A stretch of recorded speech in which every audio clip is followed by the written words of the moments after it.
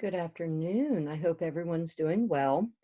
I'm going to walk you through a couple slides that I have on the Boston Massacre just to give you some background information on the event before you start analyzing documents. So we have three central historical questions that we're going to be answering today. The first, what happened in Boston on March 5th, 1770? The second is who is to blame? And the third is how do differing perspectives affect our understanding of history?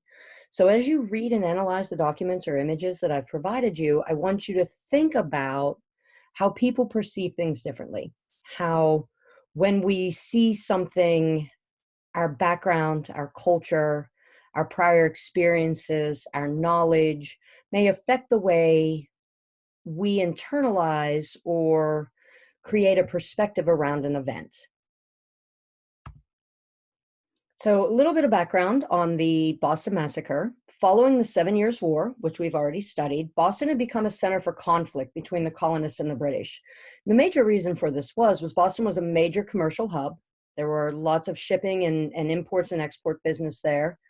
And so the British had a very large stake in the Boston harbor. There were, by 1770, over 4,000 British troops housed in Boston. And at the time, Boston's total population was only around 15,000. So you have to think about in a town or a city like Boston with 15,000 people, where are they going to put 4,000 British soldiers? What's going to happen with them? How are they going to find work outside of being a soldier? And a lot of that was creating conflicts between the colonists and the soldiers. Another incident that had occurred was on February 22nd, an 11-year-old boy named Christopher Sider had been shot and killed by British soldiers. And so the people of Boston were irate over this incident, and this really added fuel to the fire between the British soldiers and the US colonists. So on March 5th, this fuel erupted, and the British soldiers ended up killing 5 colonists in an event that we refer to as the Boston Massacre. Now, the next step for this is I've provided you with 2 documents. Both detail the events of the Boston Massacre. One is an account of the events as told by Captain Preston of the 29th Regiment. He was a British captain in the British Army.